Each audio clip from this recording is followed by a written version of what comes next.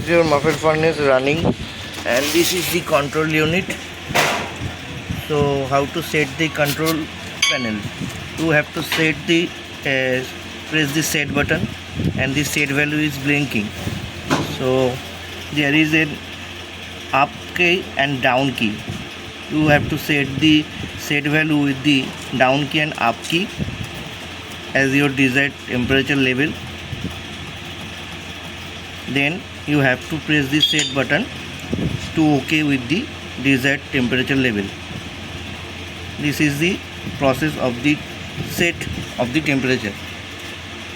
Okay, that's it.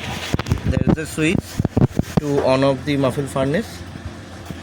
This is the load lamp and this is the main lamp. You have to set the value up to 1000 degrees Celsius, and this is running your muffle furnace. We check the all parameters and it is tested okay.